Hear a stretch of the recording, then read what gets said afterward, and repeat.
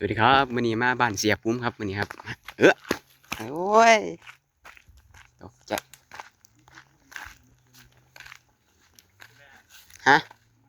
สัญญาณดีโทรมาเล่นนี่สิจะว่าอย่างไรฮะจะว่าอย่างไม่ได้ว่าหยังไปเฮาไปเบิ่งอาณาจักรเสียภูมิ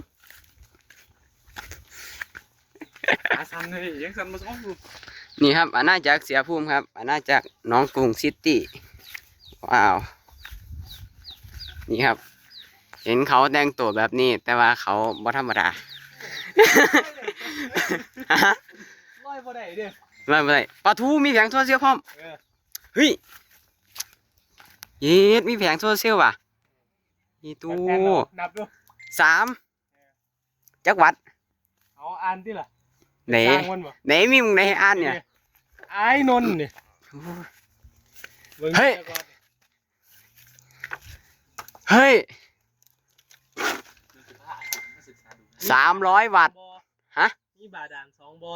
มีบาดาล2 บ่อแทงน้ำ1แทงแทงน้ำ1แทงแล้วนี่ตะกี้เป็นปลาแก้วมังกรเพิ่นมื้อนี้เลิกกิจการแล้วตะกี้ปลูกอินทผลัมซุมื้อนี้ก็เซาเฮ็ดแล้วสวนมะนาวก็เฮ็ดนี่ตะกี้เล่าเป็ดกันน้อยๆล่ะซุมื้อนี้เต็มสวนแล้วหาทายเบิ่งโลดไก่ก็มีพุ่นน่ะเราเป็ดครับเราเป็ดนี่เป็ดครับอาณาจักร100 ล้านวะนี่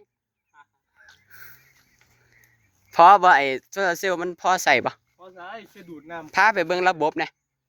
ไปคุณน่ะไปโดดเด้อโอ้ล่ะสายมันพาไปเบิ่งระบบแบตเตอรี่นะมันบ่มีระบบแบตยังแดดกับเปิดอ๋ออันต่อตรงเลยบ่เขาใช้สำหรับคนมีความรู้เท่านั้นโอ้เสียภูมิครับเสียภูมิพาไปเบิ่งไอ้คอกหมูนี่คอกหมูมีคนกำลังมาซื้อไปเบิ่งนี่ล่ะพาไปเบิ่งแหน่ไปเฮาอย่างนี้ล่ะไปก่อนเลยนำเลยนำตัวบ่ฮู้จักบ่ได้เดี๋ยวหาที่ส่งขาดได้เอามาซั่นเอาไปเบิ่งไอ้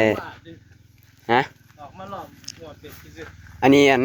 ปลูกโดนยังเนี่ยตรงน้าวนี่นี่ก็บ่ค่อยได้ดูแลอ๋อมันคือมีหอยกินได้บ่นี่กินได้กินแล้วอ๋อนี่คือถิ่มบ่นี่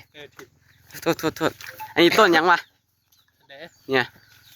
ต้นนี่ล่ะลำเศร้าเบิ่งแย่งนั่นแหละเดี๋ยวพาลำอันนี้คือคอกอันนี้ตะกี้เป็นคอกควายงั้นตอนนี้ขายแล้วอันนี้เป็นหมองเก็บฟางตะกี้หม่องเก็บฟางนี่เด้หมองเพาะไก่ตีไก่ยังก็ว่าไปบ่เฮ้ยไก่เลี้ยงธรรมดาก็มีโทตีจักบาทบ่ล่ะอ๋อตื่นไก่ตื่นของแท้เป็นตัวอันนั้นก็ปลาขิงปลาค่าไปบ่นี่ก็โล่งสีมีโรงสีเจ้าของโรงสีเอาเดี๋ยวให้ขอติ๊กเกอร์นำโรงสีหยังนี่โรงสีชื่อว่าหยังบ่บอกไปเบิ่งคอกหมูครับเบิ่งคือล่ะครับผมไปครับอันนี้เพิ่งเฮ็ดปีเดียวคอกหมูอ๋อปีเดียวสีนี่ 2-3 ปีแล้ว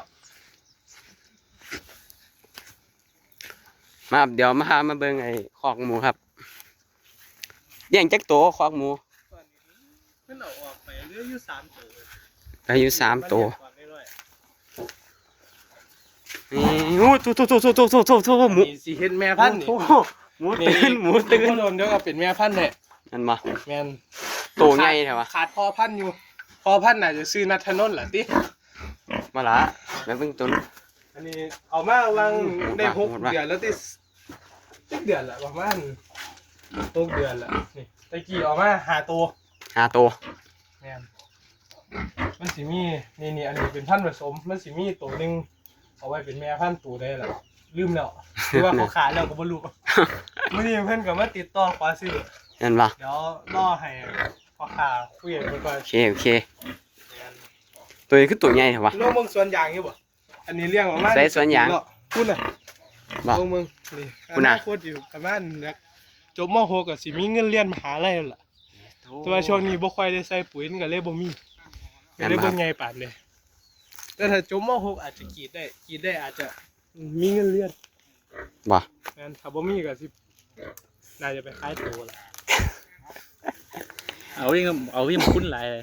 ฮะไปหาผู้ว่าฝรั่งน่ะเอาผัวฝรั่ง ขายนี่ก็เป็นป้ายา อ๋อคือมีลวดปล่อยไฟบ่นี่ ว่าขายแล้วเหรองัวปล่อย อ๋อโอเค เลี้ยงบ่ไหว เพราะขัดปล่อยให้กูไอ้นั่นเราไปยิง คลองมาแล้วกันนะ มันไปเบิ่งอยู่บ่ปลามันสิอยู่อีก3 แปลง 3 สวน 3 สวน แม่น จักไรทั้งเบิด หลายอยู่เด้ออันนี้บ่ ทั้งเบิดเลย หาติ 15ไร ไอ้15ติขาวๆแต่ว่าหน้ามีอยู่20 ไร่ปลูกเขา หน้ามีอีก20หน้าปางอีก15บ่ ต่างอีก15 แล้วก็ต่างๆนี่ว่าปลูกมันปลูกหยังนี่ก็ประมาณ10 กว่าไร่โอ้เสียกูคักแท้แต่ว่าบ่แม่นของเจ้าของดอก เอา เจ้าของ ของยาย กับมรดกแหละ ว่าแล้วเดี๋ยวเพิ่นก็แบ่งกันไปเรื่อยๆครับ นั่นบ่ เนี่ยตะกี้เลี้ยงผึ่งโค้งผึ่งรวงทุกมื้อนี้มันบ่อยู่แล้วตะกี้นี่โอ้ได้กินดีเด้ อืม กล้วยแลนต่ำบาดเดี๋ยวตะเลิดเตอเติงเลย บ่รู้ทางเมืองบาดมึงเหรอพุ่มไอ้นั่นแม่งถือโตยังก็บ่รู้แม่งกำลังไปรับถือแม่งกอดกูโตยังบ่ มาเดี๋ยวให้เบิ่ง ไปครับ น้ำ ยางน้ำอีกแล้ว อันนั้นก็ต้นไม้ปลูกไว้บ่มีอย่างเดียว อีหยังนี่ กับต้นกับซ่า เนี่ย มันก็ผึ่งนี่ มีบ่นี่ บ่มีแล้ว อ๋อบ่มีนะ บ่เสียเปิดเบิ่งแน่ เสื้ออยู่ แตกไปเสียเดี๋ยว เสื้อเลย ไปย่างแม่ ไปเฮาเก่งแม่เฮาเบิ่งอาณาจักรเด้ พวกบ่ค่อยได้เฮ็ด บ่ เดี๋ยวปลูกมันบ่ค่อยง่ายดอก นั่นบ่ เลี้ยง ผู้ใดน่ะเสื้อแดงอยู่ในมัน เพิ่นเดี๋ยวไปหาทายบัว อ๋อ เอาแซมอยาก คนละฟังคนละทีนบ่นี่ ก็เป็นให้พี่น้องกัน ครับ ให้พี่น้องกันกับตายมาถ่ายอย่างคุณนะ เอาบ่ ไปย่างดูต้นกล้วยเห็นไหมลองเตะมันดูเตะ โอ้ หาดีใจมาหาหน่อย มาลามันสิบ่มีแนวไว้ให้แกง บางต้นกันหน่อยเดี๋ยวมันบุกไปได้ปุ๋ยอุ้ย นั่นน่ะอุ้ยว่าแล้ว ปลามัน สุดใดสุดพุ่นเด้อบ่ ไปเบิ่งปลามันด้วยไปมุดดูหาที่ไหนมีแตนมีผึ่ง จูว่า ไปง่ายนี่ป้าค่านี่ก็ร้ายแล้วนี่เอาไปกินอยู่บ่ ว่าอันนี้อิหยังเนี่ย ยังวะบุกหัวปลูกไว้เนี่ยก็ลืมแล้ว ค่าละเออ อันนี้คิงเหมือนค่า อันนี้ค่าอันนี้อิหยังล่ะมันค่าอ่อน คิงบนบ่นี่ไง อันนี้น่าจะเป็นค่า ค่าหัวปลูกเองกับมือไปเบิ่งหุ่นมันนี่ก็ปลูกทิ้งไว้เพราะบ่มีเงินกับก้นกับบ่ได้ค่าแรงบ่ได้หยังดอก อืม ว่ามันราคาถูก โอเคสันนี้ล่ะ เบิ่งว่าน่ะ พอแล้วสันมันละ เอา เอา ไปสุดเนี่ยบ่เมื่อยบ่ ไงล่ะพอแล้ว ต้นยางเด้ต้นยางหน้าต้นย่างเพิ่นเอิ้น พอแล้วไป ไปซะ เดือนมื้อหน้าครับ ไปหน้าบ่ พอแล้ว